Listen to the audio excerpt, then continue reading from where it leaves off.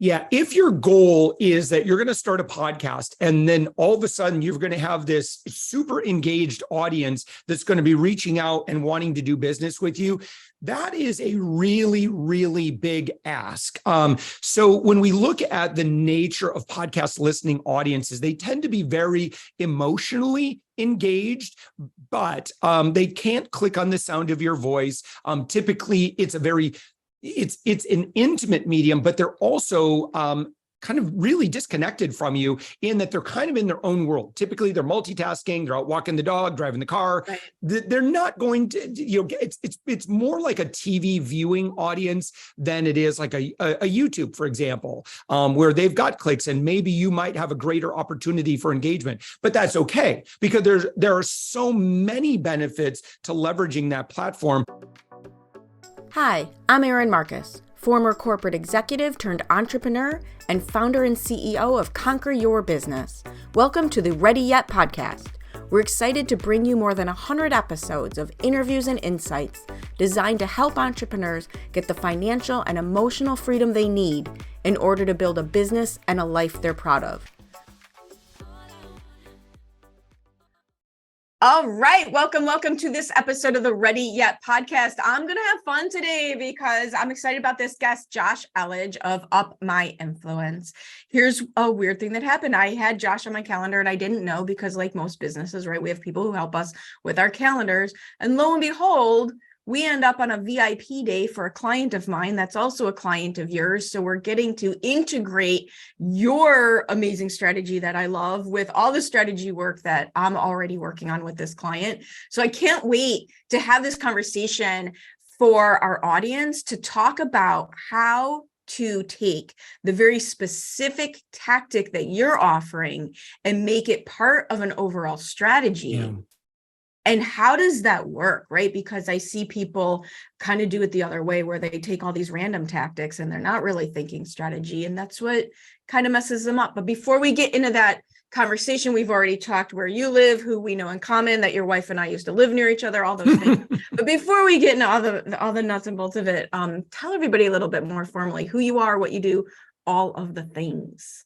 Yeah, I think that the parts that would be most interesting to someone listening to our conversation right now is, originally from West Michigan, I was a U.S. Navy journalist for 5 years. Specifically, I was a broadcast journalist. Went to Defense Information School, got mentored a little bit. Defense Information School. Who knew that was a thing? That's very cool. Infos, yeah.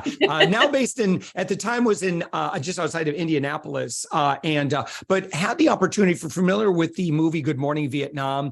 Adrian Cronauer came in a couple of times and mentored us a little bit. And that's when my world really changed, because until then I thought, well, being a journalist or serving audiences, cool, fun job. I hope I can be a DJ because I like music, right? But what he did is he really instilled in me this love and passion for serving audiences and, helping me understand that, when you, in those days, get behind a typewriter and type out a story, or, if you're in front of a camera or a microphone, you have a sacred obligation with that audience. And it's to be as honest and truthful as you can at all times, be very authentic, never lie to your audience, which of course is part of his whole story. But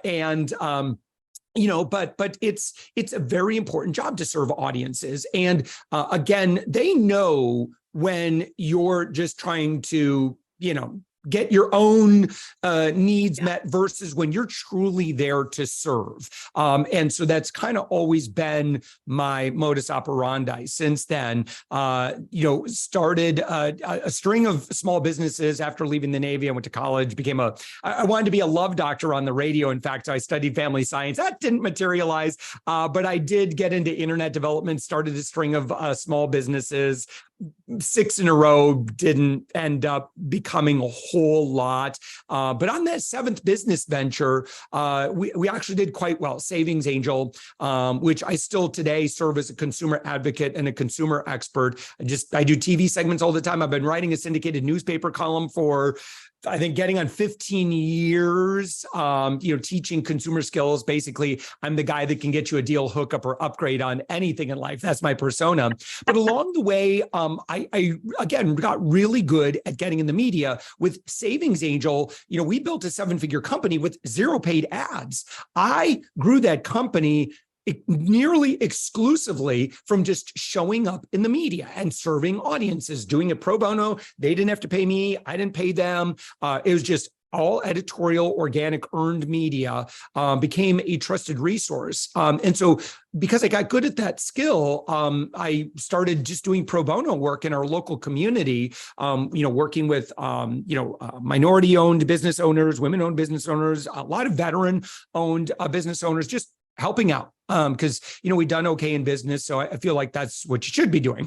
Right. Well, because of that volunteer work, it led to me unintentionally starting a PR firm. Now, since then, we've kind of slid over to the other side of platform where now we have launched close to 250 podcasts for our clients. And I'll explain in this conversation why we do that and why podcasting and leveraging platform and generosity is the ultimate networking tool if you want to work with and connect with collaborative minded, generosity first leaders. I have that piece of the conversation every week. So for me as a podcast host, the only way I am currently networking is with other podcast hosts. Yeah. And if you figure by the time that you have a little connect call to see if we're in alignment, will this work? And then we record your podcast and we record my podcast. We have now spent at least 2.5 hours of quality time with each other. We know so much about each other. You usually can't go that, we're not actors, so we can't usually go that long with a complete false persona.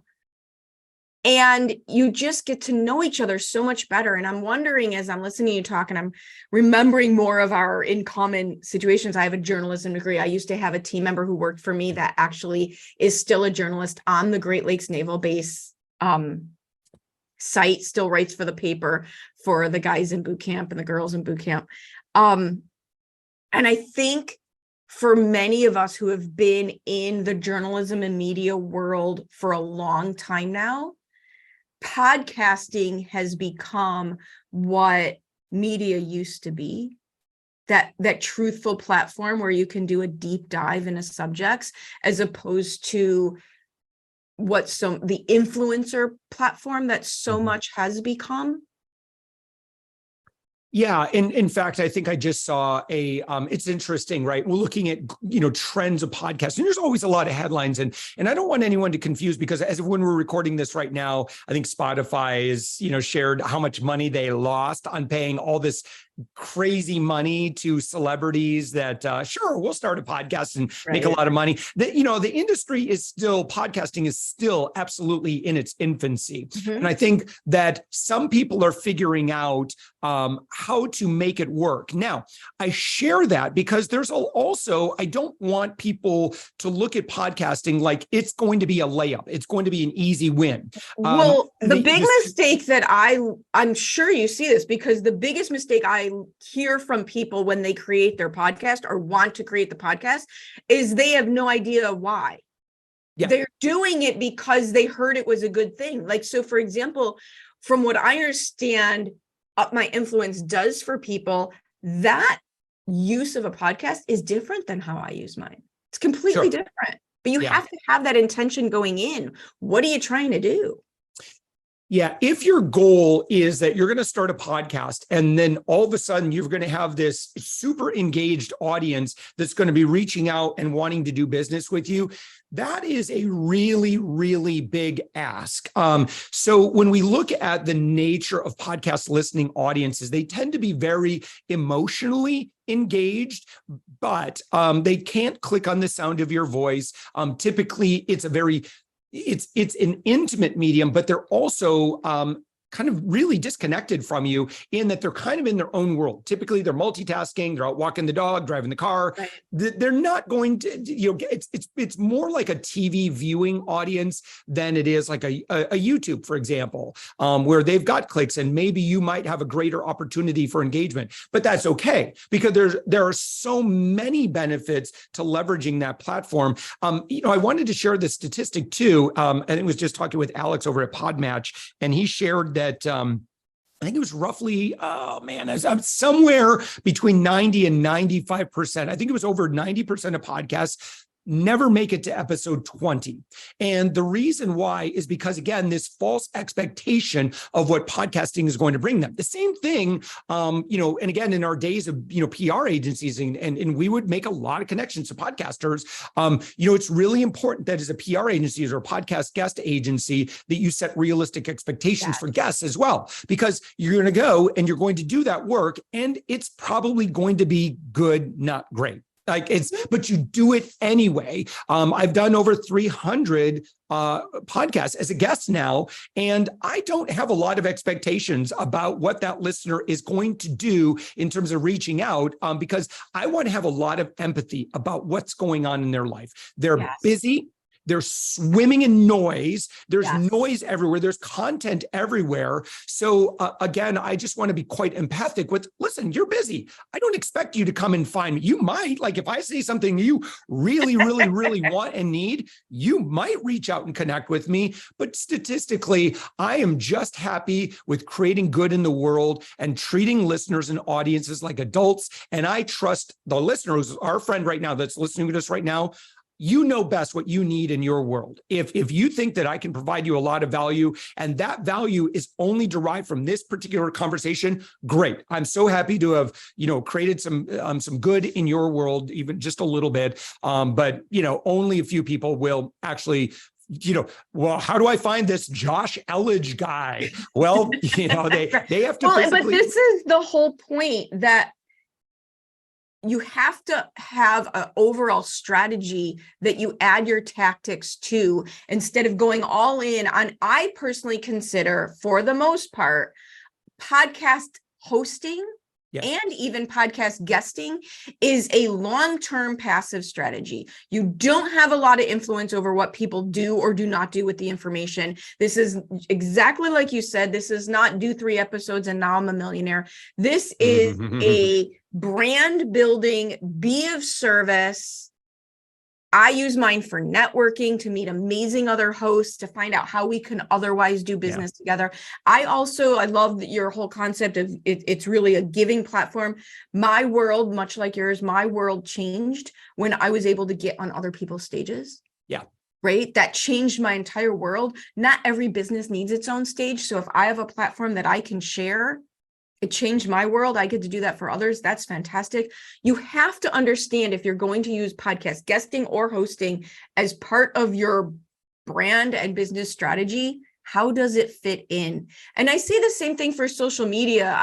The poor folks who've signed up to be a social media agency, their clients expect miracles in an hour. Right? It's the same type of thing. They hire the agency thinking, well, you're going to do my post now, so I'm going to be a millionaire. Yeah, that's not really how that works. Yeah. Interviewing over 1,700 people now for my podcast, The Thoughtful Entrepreneur. The themes that I see among people that have truly made it to the top is that they exercised Atomic Habits. If you're familiar with that book, right? You show up. So champions just keep showing up.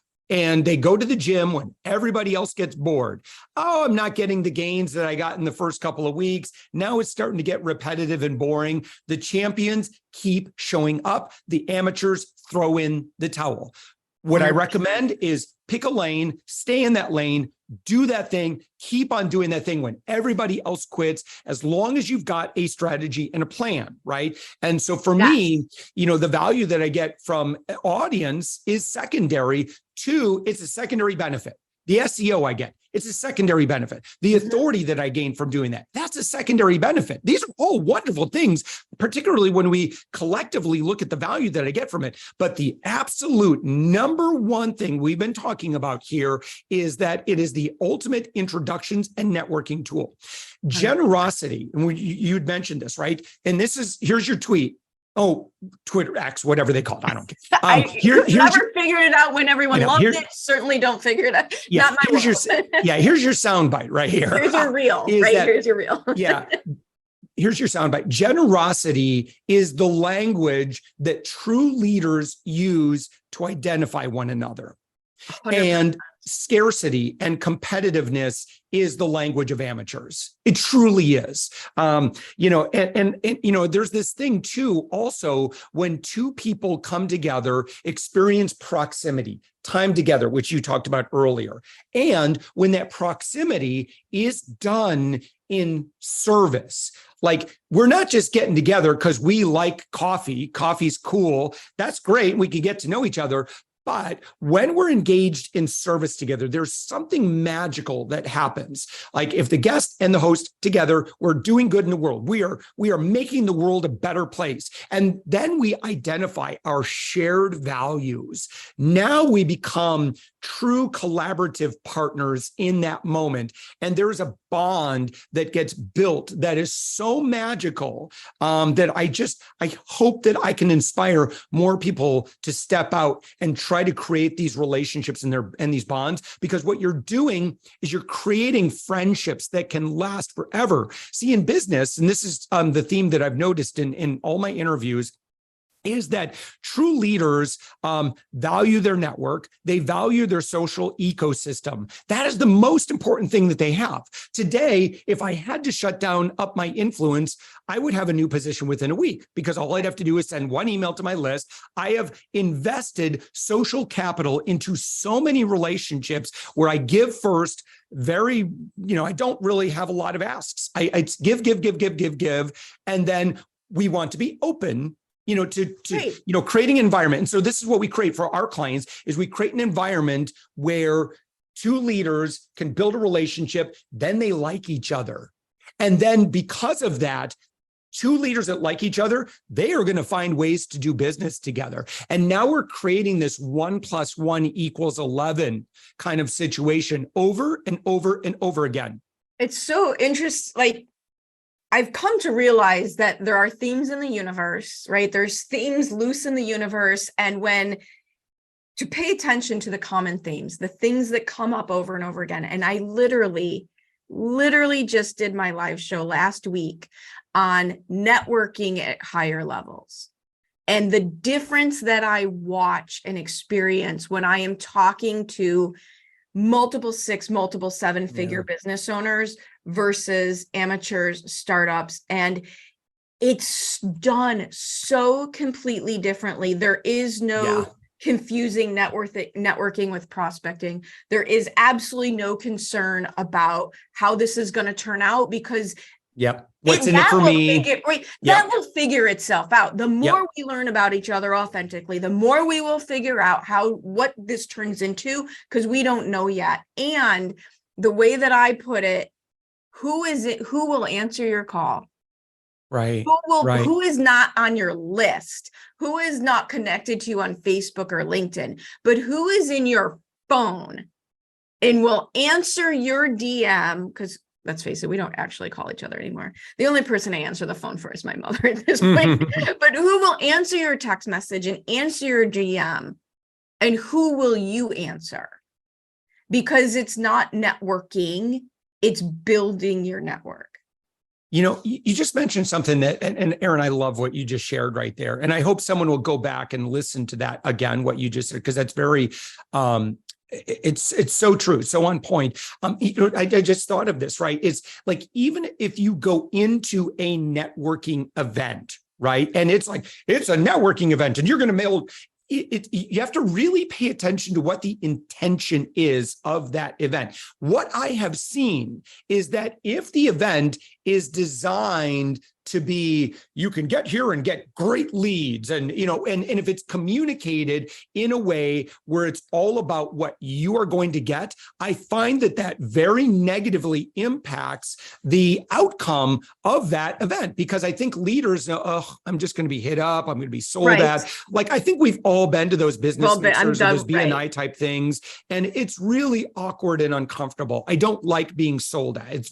It's just, nobody does, right? And so if we all have an agreement that when we get together, we are in service of other people, it just attracts a much higher caliber of people, because that naturally weeds out that dude with sales breath, and he's like instantly comes up to you, slaps a business card in your hand, and just kind of goes into his pitch. And I feel so, as a high empath person, when that does happen, and I think a lot of people can identify with this, I feel kind of ripped off. Quite honestly, I'm like, you are probably a really interesting, great person, but because you're going directly into your pitch, now it's like, I feel like I didn't get to meet the real you. And that's a shame. And what I love about what you're talking about is, let's make this a bridge for people, because what people are now doing is they're taking the in-person version of that and doing it on LinkedIn in your DMs. Yeah.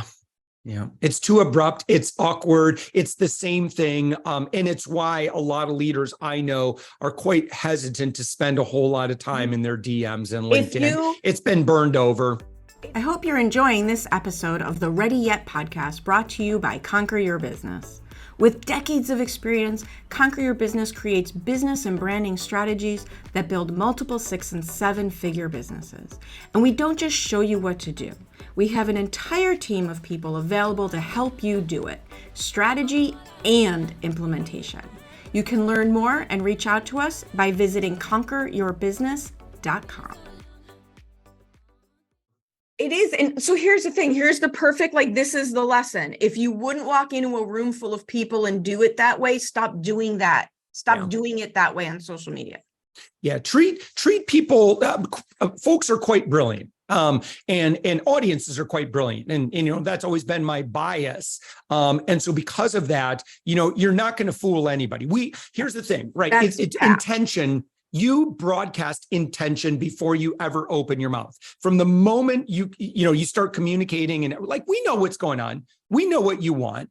It's not hard, or I should say, it's quite difficult to mask your intention, because there's a really good book by Mark Schaefer called Marketing Rebellion. And he talks about what happens when you bombard a population with the amount of information, noise, and the amount of selling that's done at us every single day. What you do is you create a hyper-resistant population. We just learn to protect our attention so much better. So if you're a marketer that's constantly just bombarding sales messages and you're like, hey, this isn't working as well as it used to, there you go. It's because marketers have ruined everything.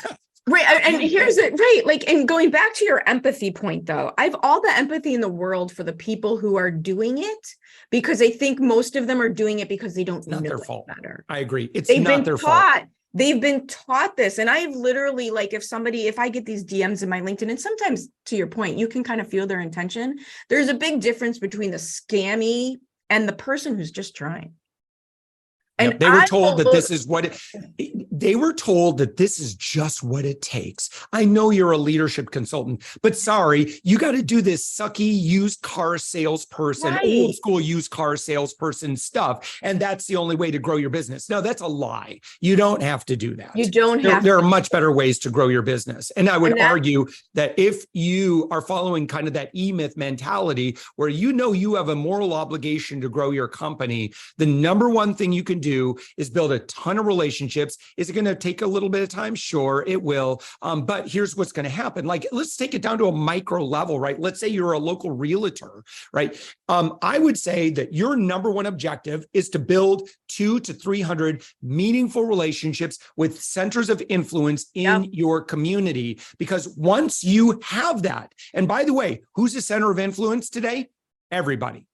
Everybody is a center of influence because we all have access to social media. We are all exposed to opportunities thanks to social, right? Who knows a great realtor who specializes, And if your name can be top of mind for that group of 200 to 300 people, guess what, my friend? It is aim, set, match. You are set for life. You don't have to advertise. You don't have to pay money. It was the founder of Geek Squad, Robert Stevens, I think was his name. He said, advertising is the tax you pay for being unremarkable. Your goal each day should be to be remarkable in people's lives. Give. And boy, I feel like I'm giving a soundbite a minute here. Here we go. No, I love this. It's because what we're telling, if people are paying attention, we have the strategy and the theory here, but we are also giving the exact tactics of what to do and what not to do. Yeah, and I do. I want to make sure that we get tactical. So just, I feel like I am sharing quite a bit of philosophy. So I'm happy to like dive into like, let's give some very specific action items on how I would recommend that we get this done, so that people feel like, whoa, it's great. Okay, I'm fired up. I understand. I want to make a lot of friends. How do I do that? What do I do? I promise I'll get to that. I just wanted to share this one last quote, right? Or not, it's not a quote. I don't know who said it. Maybe I said, I don't know. But where you plant your seeds, and this is something to write down, where you plant your seeds is not where you will reap your harvest necessarily, but you keep planting seeds. You're always planting. You never stop planting seeds. Like I had a call yesterday, and any seasoned business leader can tell you dozens of stories like this. Had a call yesterday. How did we get introduced? I don't know, so-and-so introduced. I don't even know who so-and-so is. And he said, and he said the words like, he was saying, expressing his frustration with, how DM marketing is just icky, and he just doesn't want to do it. And he wants to just be able to grow his business in integrity and, do it, by building relationships. And he just wants to do good in the world authentically. And the guy said to him, I don't even know the guy, said, do you know Josh Elledge? And he told me that, and I'm like, wow. So I had to like find this guy. I'm like, listen, I don't know how we're connected, but just thank you for saying that. I suspect, but that's maybe brand. You heard, what's that? That's brand. Yeah. Your brand, right? The branding to me is the emotional way. How do people feel after you've left? How do people feel after they've engaged with you? Whether they've engaged directly or whether they've just observed. How do people feel? And so you create your brand.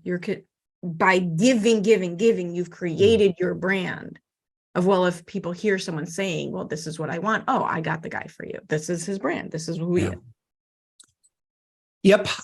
So I don't know if you want to kind of pivot into maybe let's give some tactical ideas on things that people can do starting today. Starting right away, because, one of the things you said, and I will disagree with you slightly. You said, will it take a long time? Yes, it will. Well, it might take a while to build great relationships, but I will guarantee they will happen faster than sitting behind your computer, sending out 100 DMs a day to people who don't want to talk to you. Yeah, it's more of a perception, I'd say, of is this taking longer, because you could probably send out 1,000 messages and you could probably get an appointment in a day or two.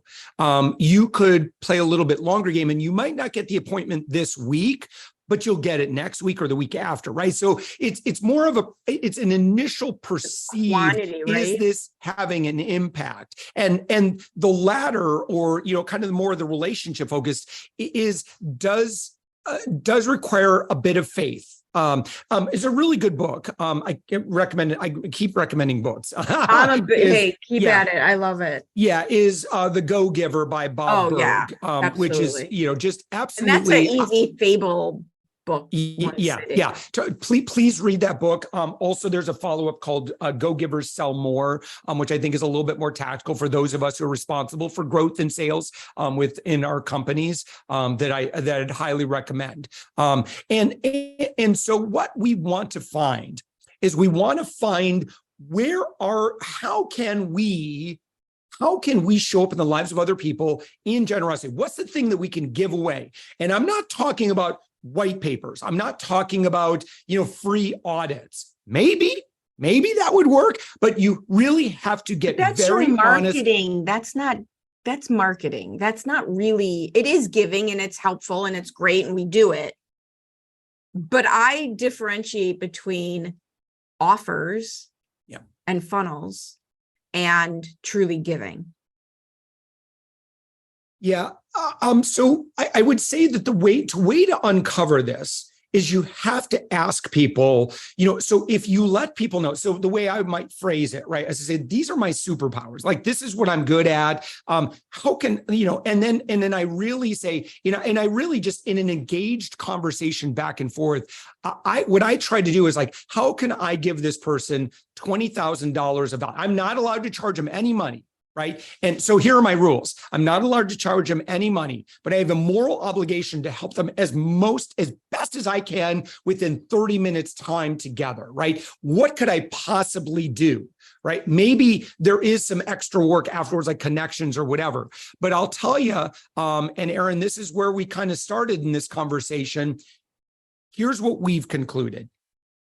Is that most people are not willing, most people have such a powerful gift and they don't even realize that they have it right now because they've been using it wrong. And that's the power of platform. Platform, everyone has access to that. And specifically, we could look at social media. Like if you've got an okay following, even if you don't have an okay following, let me tell you a story of like how anyone could do something good and immediately, create some great outcomes out of this. So my wife is a licensed marriage and family therapist, couples therapist, and sex therapist. She's really good at what she does. She serves a very specific community of mostly mixed faith couples who have some history or connection to Mormonism or Church of Latter-day Saints, Church Jesus Christ of Latter-day Saints. That's who she serves, right? I don't have any play in that world. Like I'm interested in it, but that's just not my world. So we were at an event, and there was the organizer was there. And I'm just like sitting around, just mainly there to support her because she's going to be speaking at this event. She was doing a session on like Ask a Sex Therapist Anything, which is very interesting, by the way. It's definitely a safe place. Yeah. So I'm just sitting around. I'm like, I got to find something to do here. Let me just do something nice for somebody, right? So I saw the organizer, the whole event. And so I walked up to her and I said, hey, I'm a member of this Facebook group that I think a lot of potential attendees are a member of, and it looks like I can do a live stream to it. Would you mind if we just did a quick live stream and I'll just have you kind of talk about the event and maybe we'll talk to some vendors or whatever. And she, yeah, oh my gosh, are you kidding? Yeah, I'd love to do that. So then I go into the group. It's not, again, you have to make sure that if it's someone else's group or network that you've got permission to do so, and certainly don't turn it into, again, all about you. But I use platform to make her look good. I use platform to help her accomplish the goals that she wants to get done. So I do a live stream and I'm like, tell us all about, this event. She does. She's like, oh yeah. And then we go, well, do you want to maybe show like some of the vendors that are there? What are the vendors hoping? The vendors are hoping for attention. They want people to come to their booth. So now we're doing good collectively for them. And she's like, this is great because we want them to re-up next year, right? And so we're going around and then, it took how much time? Maybe 10 minutes of my time. It cost me how much? Nothing, right? And I used platform to celebrate and showcase and spotlight other people. This is a gift that we all have the ability to do, but sadly, most of us use platform to enrich ourselves, right? And whereas what they don't realize is the magic comes not from trying to extract value from that audience, but it's the relationship that you can build from using platform to serve other people. Now, in this case, I have nothing to gain from her. I genuinely, for me, Josh Elledge, there's nothing I can gain. Now, I hit stop on the recording, or the live stream, once we were done with that. And she's like, thank you so much. That was so cool, right? I'm just like, and I gave her license to be able to say, because I'm asking her some questions, and I gave her license to say things that maybe she would feel uncomfortable in saying on her own about, just kind of promoting the event or whatever. She's thrilled. And she goes, and who are you, by the way? Why? And I said, well, I'm mainly just here to support my wife, and she works with Natasha, and And she goes, oh yeah. Well, then they start chatting it up, and you know what? They build a relationship. Again, I have nothing to gain. I don't know that my wife had anything immediate to gain from that. But what I did is I built a bridge. I built a connection there. So now they all know each other, right? Something may or may not, it's almost like The Godfather, right? I'm giving you this gift and and then someday I may come and ask that favor back. So who knows, right? But again, where you plant your seeds is not where you reap your harvest. Well, And what stops people I absolutely love this. It's something that I learned from a mentor in corporate ages ago. You will never look bad making someone else look good. Right? Absolutely. Right. You hear all these horror stories in corporate about people taking credit for other people's work. Me. You will never look bad making somebody else look good. So what stops people? And to me, this is just the way your brain works. And so for those people who aren't already a natural at this, go set yourself up for success here. When you go out in your day, what can I do for somebody today? When you go to the networking event, to bring this back, walk in thinking, wow, I'm going to find 3 people to help today. You can start to train your brain to look for these opportunities. Listen, once you start in this path, so scarcity is the language of amateurs. Generosity is the language of true leaders, right? And you're absolutely right. The more you start to do this, you'll realize, wait a minute, I just gave up my shot to look good in my, to toot my own horn. And instead, I use that opportunity to make someone else look good. Okay. Just trust the process. The more you do that, other leaders know exactly what you're doing. Those are the kind of people that get elevated and promoted behind the scenes, right? It's the people that are always tooting their own horns, like, wow, they're really having to work it hard, right? It's like people on Facebook. Can I bring some? I want to get your opinion on this. I see some people, and again, I understand, like, if you're really struggling and you're stressed out and you're like, I have to make money at this thing, but I find it odd. Facebook to me is more of a, kind of a family and friends kind of platform. I realize so many people use it for business. I use Facebook for business a lot. Yeah. Here's why. And I'll make a comment about what you said is I need to make money at this.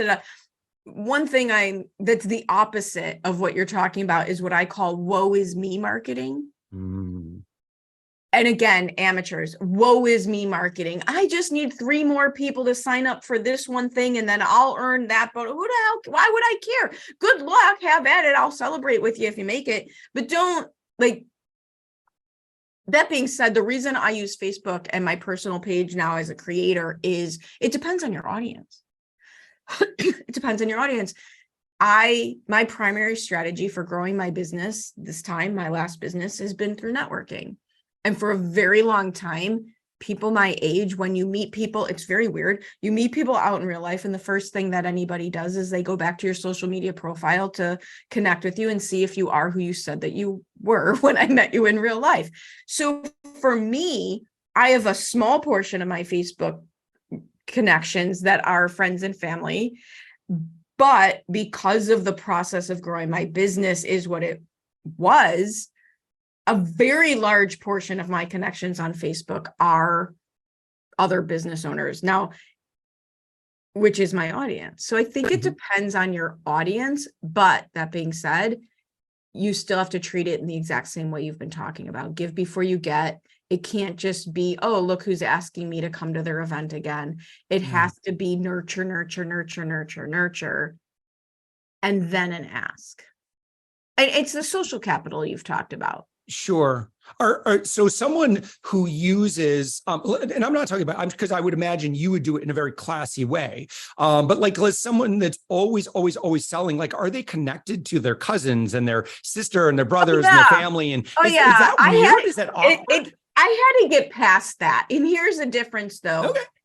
I had to get past that. And the other thing that I had to get past was telling my dad with my same last name to stop being the first person to comment on all my posts. Right? Like, Dad, chill. But if most of my audience is my business audience, then yeah, I use that platform to connect with them. What's interesting to me is the people from my high school. I have a very segmented background. I went to grammar school, then I went to high school with 7 people from my grammar school, and then I went to college with 2 people from my high school. And then you have your work life. And here's the thing, I'm 53 years old, so Facebook was not a thing then. I find it Mhm. very, very, very, very weird to tell everybody everything you're doing. That was like, I just think that's odd. It wasn't the world we grew up in. But what has been fun is people who I would have never imagined from my grammar school and from my childhood who are now work-related friends, because I did get out there and talk about what it is that I do. Wonderful. Yeah. Again, Which is, and forgive me, weird. I have my own biases. Oh, I'm sorry. it was it was really weird in the beginning. Mhm. Really Yeah. No. Just points of view. And I appreciate that. Thank you so much. Yeah, it was really weird. It depends on how you grow and run in what business that you're in, and where your people are and how you've used that platform. But for me in particular, you talk about platform, I had to get past this whole idea that nobody cares about what you're doing and nobody should know what you're doing. And instead look at social media as this amazing free platform we have to get our messages out into the world. Mhm. Absolutely. Yeah. Great. So here's the thing, you and I could go on for hours and hours and hours, because I know we have all these things in common, and I also know we will be doing more work together in the future. But let's wrap this up for folks, and so that they continue this conversation with you and learn more about how Up My Influence can help them do all of these amazing things that you have been talking about. What is the best way for them to reach out to you, find you? Yeah, possibly I can be of help. Yeah. Who we work with generally are folks that are a little bit, they're pretty seasoned in what they do. So kind of our ideal, happy to serve the world. And we do. So what I'll say is that our clients typically tend to be folks that are pretty seasoned in their space. So generally 30s, 40s and beyond. Typically they're well, 6 figures and beyond in their business. Again, I've got free stuff for everybody. But just in terms of like who I really can help out, would definitely be, a lot of your B2B agency owners, your consultants, coaches, agency owners. Generally, these are going to be folks that charge quite a bit of money for their work. They're at that stage in business that their time is really valuable. And here's the most important part. And if you resonate with this, then and you've kind of identified with what I've shared already. I could probably come up with some ideas and some connections for you right out of the gate. And that would be that if you've identified with what I've shared, in other words, particularly around this, I'm really good at what I do. I'm a leadership consultant, or I do this, or I solve these big problems. But the idea of having to do, dances on TikTok to drum up business, or to, to be a creeper in the DMs, like that just it turns your tummy. Like you just have no interest in that, or that to you is just not it's out of integrity with who you are and what you do. Worse than a stick in the eye. I completely understand that. Yeah. Then by all means, here's the website you want to go to. And that's www.upmyinfluence.com. Now, there's a couple things you could do. Number one, I'm always looking for great podcast guests. So if you have a great story and you identify with some of the things I've talked about, please come be a guest on the podcast. We have over 100,000 on social. We've done over 1,700 episodes. I would love to celebrate you to my story. That's just what we do. If you've resonated with something that I've shared and you're like, wow, I think Josh might have some ideas or maybe some connections, let's chat. I am always happy to lead with every bit of value. If there's an opportunity for us to partner or collaborate, cool. If not, happy to provide value. But yeah, come check it out. If you're not quite at that level, and you're interested in maybe some longer form content, I've got a great keynote you can watch. I've got a great free training that you can go through. You'll be surprised because at the end, I don't do any selling. I did something. Philosophy is you're smart. You know what you want and need. I'll let you know what your options are, but ultimately, you're a big boy, you're a big girl. I'll trust you to do what you want to do. Again, that's actually proved to be a great strategy. And I absolutely love it, because one of the decisions I made early in my business is if I was going to charge less than $1,000 for something, I'd rather just give it away. Because there's amazing humans out there who have no business hiring me. Just like you said, we're too expensive. They're not ready for it. Right? The strategies they don't have the support system where they're not ready for the strategies, but they're awesome and they're doing great work in the world. So how can we help them? Yeah. We're gonna Erin, you're amazing. And I listen, I'm very, very grateful that you brought me on. So thank you for letting me kind of, share some experience all or of it. whatever. And I Share hope all that there's of some it. value for our friend that's been listening to our Absolutely. And conversation. I highly recommend, like we said, I already have a mutual client and I see what you're doing for them. So I highly recommend those people reach out to you. So thank you for your insight, your time, your energy, your effort, all of the things. Awesome. Thank you so much, Erin.